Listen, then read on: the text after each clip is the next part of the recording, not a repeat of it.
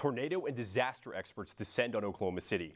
Grass fires sweep through the plains, and Oklahoma renewable energy production could be gone with the wind. This is OU Nightly.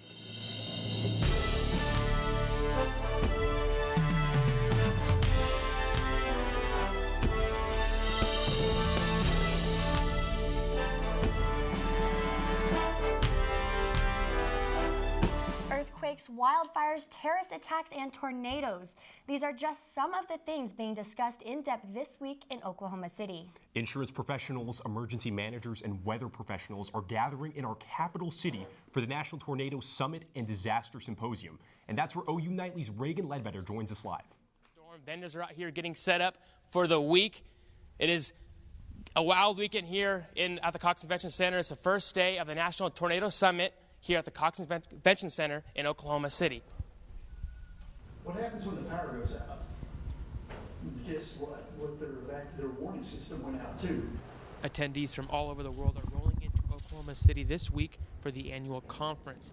Day one of the event started with the Disaster Symposium with guest speakers from all walks of disaster relief targeting one thing: being prepared. The more ifs that you play, the more situations you try to place yourself in, the better prepared you'll be. The topics of conversation range from wildfires to earthquakes, two of the biggest issues currently facing Oklahoma. They need to be aware of evacuation routes. They need to be aware of how they'll be notified. Who's going to do that notification? Our job is to track all the earthquakes and say, how are they changing, provide advice to the Corporation Commission that can hopefully have some leverage in decreasing those by reducing injected water. However, natural disasters aren't the only focus this year. And some of today's topics are not related to tornadoes or severe weather.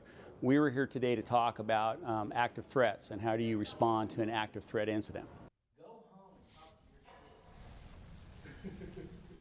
Whether it's wildfires, tornadoes, earthquakes, or even an active shooter, the end goal of this weekend today is creating communities that are aware and prepared for any type of disaster. The conference continues on through Wednesday. Back to you guys.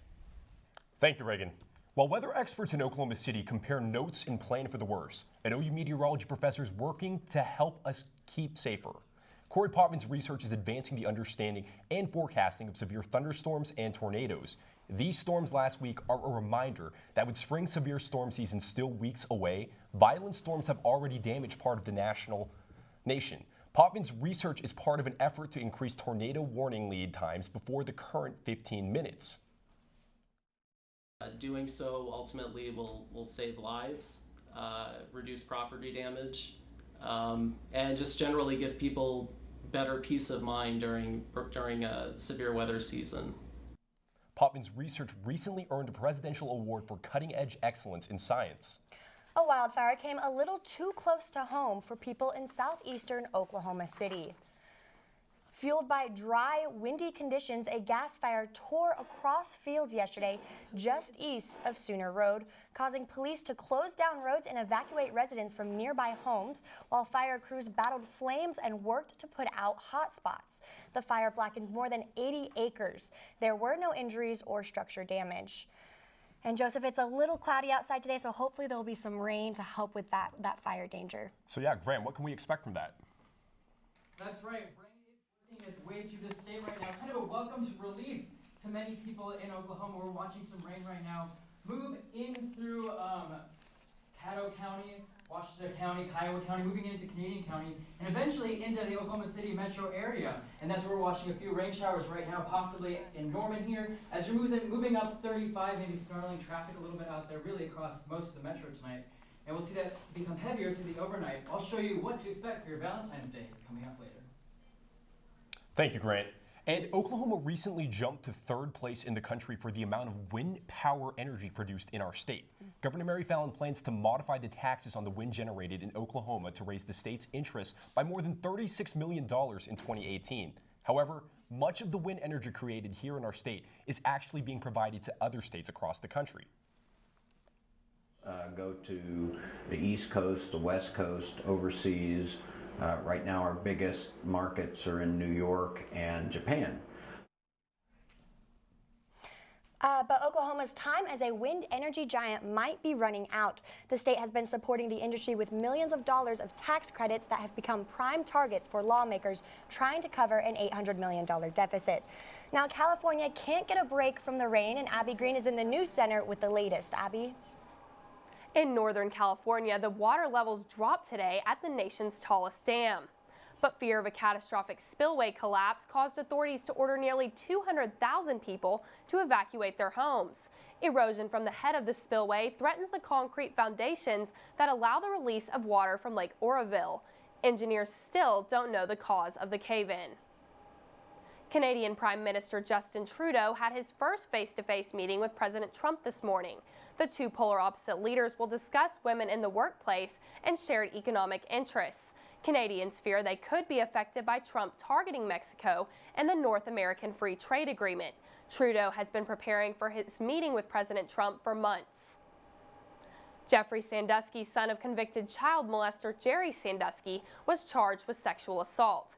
41-year-old Sandusky's investigation started last November when a child claimed to have received texts asking for inappropriate photos. Pennsylvania State Police say Sandusky was dating the child's mother and lived with her for about 5 years. Sandusky was accused of 13 counts, including communicating with a minor for sexual purposes, and 2 of soliciting child pornography.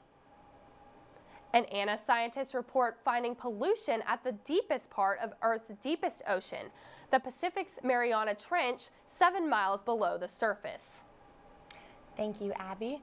Well, still ahead on OU Nightly, flu numbers spike in Oklahoma. Plus, an OU student's life as the daughter of immigrants.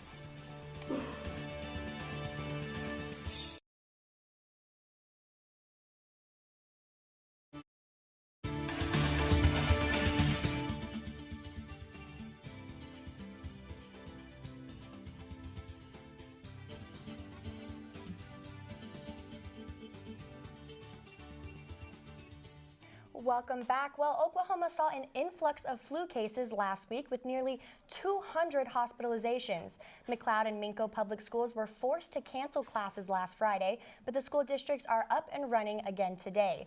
For more information on the flu in Oklahoma, you can visit ok.gov/health. Those who come to America usually fall into 2 categories. They are either fleeing because of war and politics, or they come hoping for a better chance at life. Shea Smith talked to one of OU students whose life would be different today if she never touched American soil. Jessica Pozo is a first-generation American whose parents immigrated from the Dominican Republic almost 30 years ago. Her father, Agapito Pozo, came to the U.S. in search for a better life and more opportunities than what was offered in his home country. He just saw better economic growth here. You know, there's just the jobs there are all few. They're not that great. Either you're a baseball player or just menial jobs, not much to move up that ladder. With hard work and his eye on the American dream, Agapito achieved just that. When he first got here, he actually worked in a supermarket, like cleaning the floors. And so from that, he went on to be a truck driver for just a big company. And then from there, he bought his own truck, bought his own trailer, and now he is his own business owner. And I think without that opportunity and like that push that just this American dream brings on, if it wasn't for that, he wouldn't be where he is today. Knowing that her father immigrated in hopes to provide a better life for his children, the refugee crisis and new executive orders hit home with Jessica and her family. As a child of an immigrant, I can definitely say that I'm against the order, the executive order, because if it weren't for that opportunity that my dad had to come over at that time, I wouldn't have been here. I wouldn't have had the chance to study in a university. My brother and I wouldn't be first-generation college students. Jessica feels that America relies on immigrants and that they are the ones who truly make America great. They add value to our country. Welcome back to OU Nightly. I'm Grant Tosterud. Well, scenes here out of Portland, Maine. This is the 3rd blizzard they've seen in less than a week out there, and this nor'easter is dropping as much as 30 inches of snow in some places, closing schools, canceling flights, and some schools out there have even been closed since last Thursday. So if we take a look at the radar now, we'll see what's left of this nor'easter out in New England, and not much left right now. Only a few snow showers moving through northern Maine. in central Maine through Augusta. A few snow showers in through upstate New York as well. Outside, though, here in Norman, not looking like winter at all. In fact, looking pretty gloomy out there, actually. A few rain showers starting to drop out there, maybe sprinkles. We'll see that rain chances increase through the overnight. Now, let's talk about spring, because this is what we're seeing here in Oklahoma. We're seeing spring arrive as early as 15 days. These are a map of trees that have started to bud outside already. So it's starting to look more and more like spring out there as with these warmer temperatures. Now, speaking of temperatures, here's that cold front we've been talking about. Behind it and along with it, that welcomed rain for all of the state. Out in front of it, mid and low 50s. Behind it, mid 30s. So get ready for some much colder temperatures starting tomorrow. And here's that rain I was just talking about.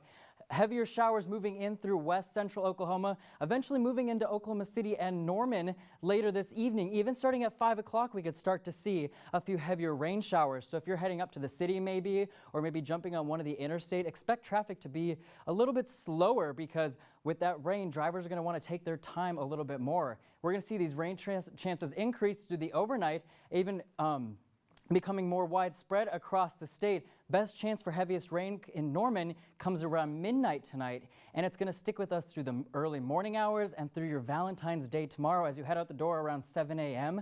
A few spotty showers remain, mostly cloudy, or completely cloudy skies rather, and we're going to see showers continue with us through the noon hour. If you're heading outside for lunch or maybe have a Valentine's Day date tomorrow, be sure to bring an umbrella or maybe put your plans inside, because a few spotty sprinkles. Best chance in southern Oklahoma, but we can't rule out a chance here in central Oklahoma either tomorrow afternoon into tomorrow evening. But by tomorrow night, we're going to start to see clouds clear, move out of here, and completely gone by early Wednesday morning, leaving 100% sunny skies for Wednesday. Now, how much rain can we expect? I'm forecasting as much as 2 inches here in Norman, a little bit less up in Oklahoma City, but once again, some welcome relief for much of the state that's been suffering some impacts from this drought. Cool temperatures overnight, but those cloud covers keeping it fairly mild. Cool temperatures once again tomorrow, mid 40s here in Norman. Looking at this 7-day for your Valentine's Day, cooler than what we've been used to, but the sun comes back out on Wednesday, sticking with us through the weekend. Temperatures gradually warming into the 70s once again before we have a slight chance for showers come next Sunday. Wow. It's unbelievable how warm and sunny it's been. And we're getting more sun and more warm weather. I thought this was just going to be that 80 degrees on Saturday. I thought that was a one-time thing, that we were going to get like 7 days of just this cold, gloomy weather. But wow, spring 15 days early. Yeah. Right? I can do that. I am excited for that rain. I think it is nice. We need it to just kind of dampen everything in the state. Yeah, it'd be great. Thank you, Grant. You're welcome. Well, Stephen Mudd is here, and we're going to talk about the big Thunder Warrior game. Stephen? That's right. But first, another stellar performance from women's gymnastics, and find out who got heated in Saturday night's matchup between the Thunder and the Warriors. Sports is around the corner.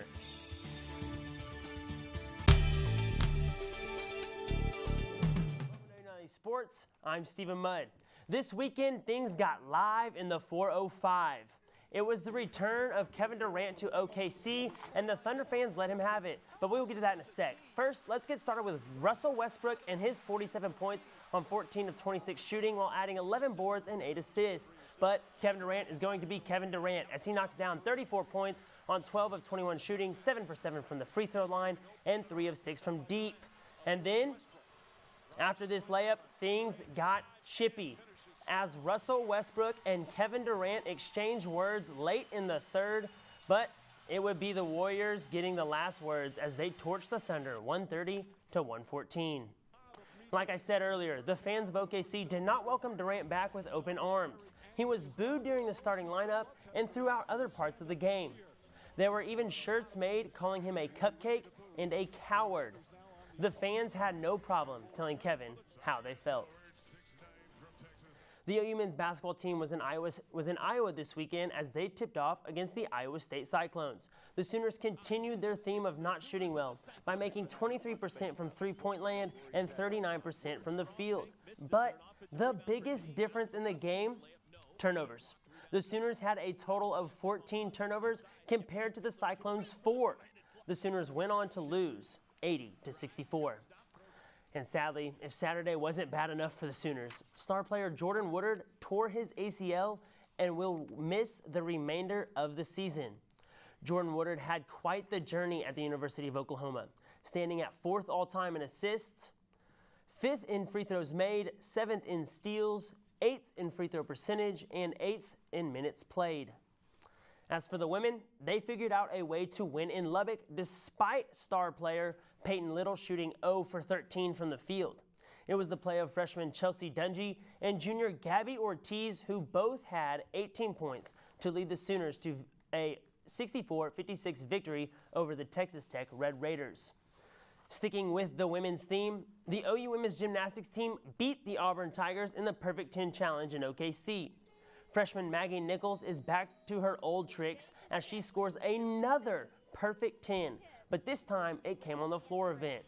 Nichols also had a high score on bars of 9.9 and a high all-around score of 39.675. And a few of those busy gymnasts will be working overtime on Sooner Sports Pad tonight. Blakely Durham is here with a preview. Blakely?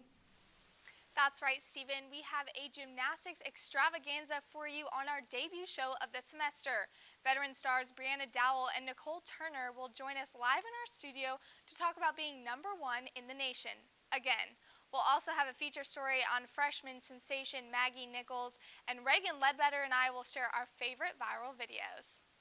We're live at 7:30 on Fox College Sports Central, and you can catch us at 10 o'clock on Fox Sports Oklahoma. And if you want, you can see a replay of the show tomorrow at 5 o'clock. Hey, we apologize for those technical difficulties, but thanks, Blakely. Can't wait. The OU softball team wrapped up the Puerto Vallarta Challenge on Saturday. The #1 ranked Sooners faced off against the 13th ranked Washington Huskies in a game that featured only one run. The lone run came in the bottom of the second when Washington's Taylor Van Zee led off with a solo shot to deep right. Huskies win 1-0. Former OU star Buddy Hield made headlines last night, but for probably the wrong reasons. Late in the second quarter, Buddy Hield comes around a screen set by star big man DeMarcus Cousins. As Buddy Hield comes around the screen, it appears he hits Cousins below the belt. This shot would ultimately get Buddy ejected, and the Pelicans would go on to lose the game. There it is, right there, 105-99. Now, every basketball player has the dream of making that spectacular shot and ending up on SportsCenter Top 10. But North Dakota State's Kai Cabellis was on the other end of that. His shot got him in the not top 10. Let's check it out. Kai chases down the loose ball, flings it behind his back, up and into his own basket it goes. It doesn't get much more embarrassing than that. Guys, I can actually kind of relate to that in a sense because when I was in high school, it was freshman year, we were getting pressed. And so I caught the ball from the inbounds and I faked a pass to midcourt, turned around to throw it back to my teammate on the other side of the court. Made the mistake of trying to throw it over the goal. And I don't know how this exactly happened, but it went over, and so here's the rim, and the ball hit this side of the rim and kind of fell in, and I looked at the coach, our coach, and I said, "Take me out," and he called timeout, and was like, "All right, sit down," and so I sat down. I still to this day have tried to make that again. I just don't see how the science of it went. Hey, at least you know when you need a break. I needed a break because I was about to get mad. That's embarrassing, but for what it's worth, both of those shots were amazing. Yeah, they were pretty cool, but it was still I just don't get how. Steven. Well, thanks, Steven. Straight ahead on OU Nightly, a couple proves love can be found anywhere.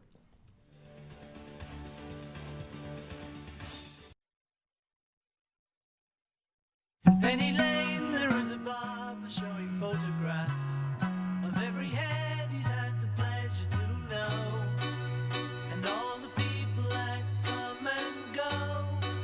Stop and say hello. I'm Olivia Whitehead at the Update Desk. The shaking continues as an earthquake with a magnitude of 3.3 late this afternoon shook the Oklahoma-Kansas border. Oklahomans and Kansans felt the shocks that reached Oklahoma City. And tonight, Oklahoma State Senator Ralph Shorty is hosting a forum about legislation he introduced to repeal the criminal justice reforms approved in November by state voters. That's all at the Update Desk. Back to you in the studio. Thank you, Olivia. Well, Valentine's Day is just one day away and love is everywhere, even a grocery store. This is Mike and Cynthia Gonzalez. They decided to get married exactly where they met, at Register 4 in a Publix grocery store. Cynthia has worked at the store for 10 years and Mike would go shopping 6 days a week just to talk to his future wife. After the ceremony, the couple enjoyed cake from the store in the employee break room. I love that. Maybe you and your boyfriend could do the first meeting. Anna actually met her boyfriend in a laundry room. I did. That would be an interesting wedding. It would smell good though. True. Grant, can we take a last look at weather? Yeah, we sure can. Rain showers starting to move here into central Oklahoma.